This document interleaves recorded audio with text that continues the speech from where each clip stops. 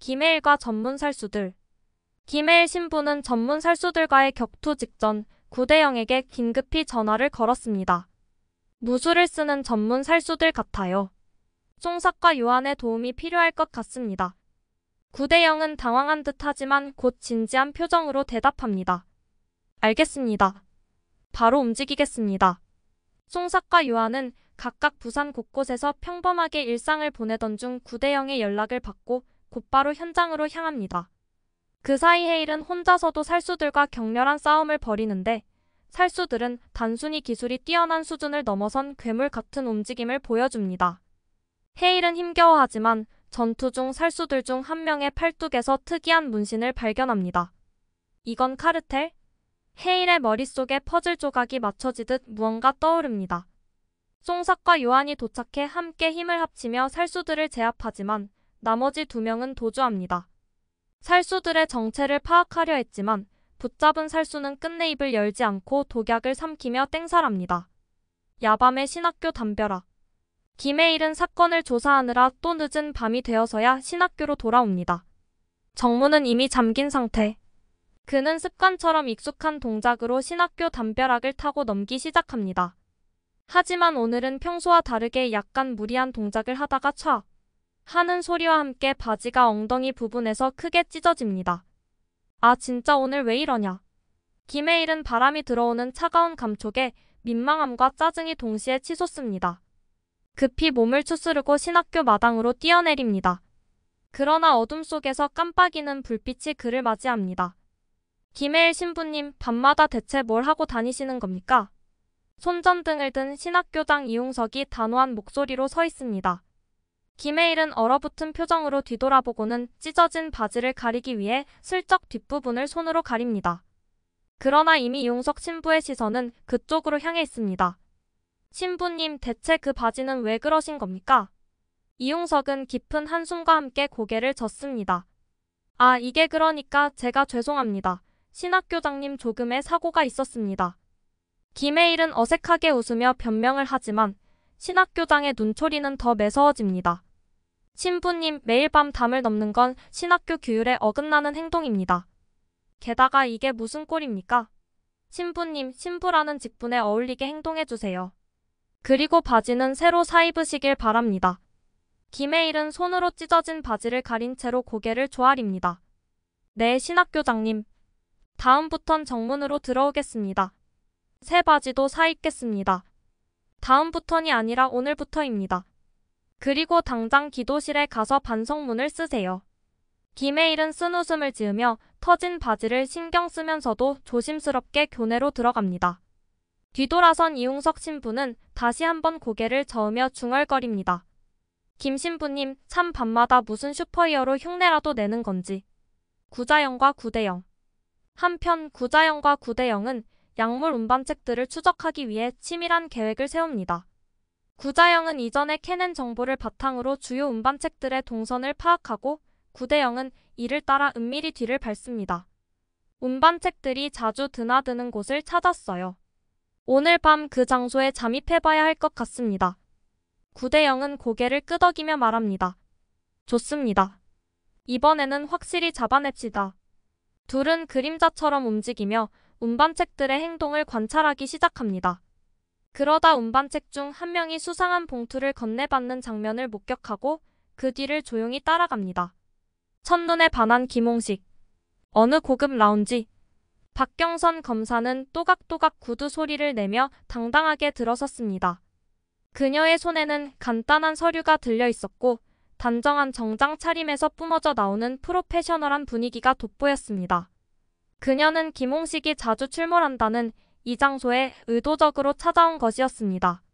저 멀리 소파에 앉아있던 김홍식이 슬쩍 그녀를 바라보다가 시선을 멈춥니다. 그의 표정이 순간 멍해지고 박경선이 다가오는 장면은 그의 눈에 마치 슬로우 모션처럼 느껴집니다. 박경선의 얼굴엔 희미한 미소가 번지고 스포트라이트라도 비춘 것처럼 그녀만 환하게 빛나는 것 같습니다. 김홍식은 심장이 갑자기 쿵쾅거리는 걸 느끼며 의자에 바짝 몸을 붙입니다. 그의 부하가 무슨 말을 하는데도 들리지 않습니다. 오직 그녀만 보일 뿐입니다. 박경선은 김홍식 앞에 당당히 서며 명함을 꺼냅니다. 안녕하세요. 박경선 검사입니다. 김홍식 씨 맞으시죠? 그녀의 목소리는 또렷하고 자신감이 넘쳤지만 김홍식에게는 마치 천사의 노랫소리처럼 들립니다. 그는 황급히 자세를 바로잡으며 약간 떨리는 목소리로 대답합니다. 아, 예, 저는 김홍식입니다. 이렇게 멋진 분이 검찰에 계셨다니 영광입니다. 그는 자기 얼굴이 화끈거리는 것을 느끼며 억지 미소를 짓습니다. 그렇게 칭찬해 주시니 감사하네요. 김홍식 씨와 잠시 대화를 나누고 싶습니다. 괜찮으시다면 시간을 조금만 내주실 수 있을까요? 박경선은 친절하게 웃으며 서류를 펼쳤습니다. 그러나 김홍식의 눈에는 그녀가 서류를 펼치는 모습조차 영화의 한 장면처럼 느껴졌습니다. 그럼요. 시간은 충분합니다. 검사님께서 요청하신다면야. 제가 시간을 내야죠. 김홍식은 속으로 자신의 말을 되새기며 이런 말을 했어도 괜찮은 건가? 하고 스스로 부끄러워하지만 이미 그의 머릿속은 박경선으로 가득 차 있었습니다. 박경선은 미소를 유지하며 말을 이어갔습니다. 좋아요. 그럼 간단히 몇 가지 여쭤볼게요. 그녀가 본격적으로 질문을 던지기 시작했지만 김홍식은 그녀의 질문이 아닌 그녀의 목소리와 표정에만 집중하며 멍하니 고개를 끄덕였습니다. 밖에서 이 장면을 보고 있는 박경선의 동료들은 몰래 귀에 대고 속삭입니다. 와, 저기 완전히 빠졌다. 저 사람 표정 좀 봐. 저러다 다 불겠다. 박경선은 눈치채지 못한 척 냉철한 태도로 김홍식을 압박하기 시작했습니다. 부산 카르텔의 위협. 어느 날 밤 김혜일과 구대영은 본당의 회의실로 사용되는 작은 방에 모여 사건 기록과 분석 자료를 펼쳐놓았습니다. 방 안에는 전등만이 희미하게 빛나고 있었고 책상 위에는 여러 사진과 문서들이 어지럽게 흩어져 있었습니다. 김혜일은 손에 들고 있던 사진을 가리키며 구대영에게 말했습니다. 이 문신 분명히 지난달 강릉에서 발견된 조직원의 것과 똑같습니다. 그때는 그냥 동네 폭력배라고 생각했는데 이제 보니까 이게 다 연결돼 있네요. 구대영은 자료를 훑으며 고개를 끄덕였습니다. 맞아요. 이 문신은 카르텔 조직의 상징 같은 건데 지방마다 약간씩 변형된 형태를 쓰더라고요. 그런데 이번엔 부산에서도 같은 문양이 발견됐어요. 이건 그냥 우연이 아니에요. 김혜일은 굳은 표정으로 문서를 책상 위에 내려놓고 박경선에게 전화를 걸었습니다. 박 검사님, 지금 바로 본당으로 와주실 수 있습니까? 중요한 얘기가 있습니다. 조금 후 박경선이 빠르게 본당에 도착했습니다. 그녀는 수트를 입고도 태연히 차려입은 듯 보였지만 눈빛은 날카롭게 빛나고 있었습니다. 뭐죠? 새로 나온 정보라도 있나요? 박경선이 테이블 앞에 앉으며 물었습니다. 김혜일은 여러 사진을 그녀 앞에 펼쳐 보이며 진지한 목소리로 말했습니다. 부산 카르텔이 본격적으로 움직이기 시작했습니다. 이건 단순한 마약 거래가 아닙니다. 그는 서류를 한 장 들어 올려 카르텔 조직원들의 활동 내역을 설명했습니다. 보세요. 이건 최근 3개월 동안 부산에서 보고된 폭력 사건과 실종자 명단입니다. 이상하게도 이 사건들 모두 카르텔의 패턴과 일치합니다. 게다가 이 문신을 한 사람들이 계속 목격됐습니다. 박경선은 서류를 유심히 읽다가 고개를 들었습니다. 그럼 부산 전역이 위험해질 수 있다는 말이네요. 이 정도 규모라면 단순한 지방 조직 문제가 아니라 전국적인 확산 가능성도 있습니다. 구대영이 심각한 표정으로 끼어들었습니다. 단순히 마약 거래만이 아니에요. 무기 밀매, 돈 세탁까지. 카르텔의 진짜 목표는 부산을 거점으로 전국을 장악하려는 것 같습니다. 박경선은 침착하게 자료를 내려다보며 생각에 잠겼습니다.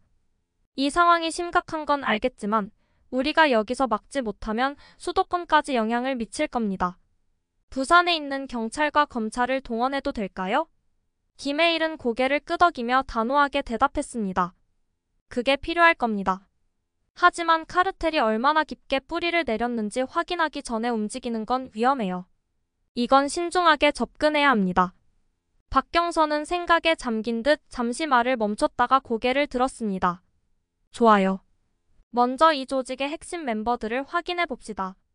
경찰과 협력해서 본격적인 수사 계획을 세워야겠어요.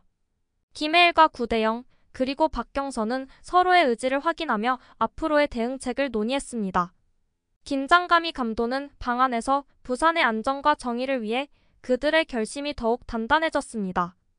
여기까지 오하 예상 줄거리였습니다. 감사합니다.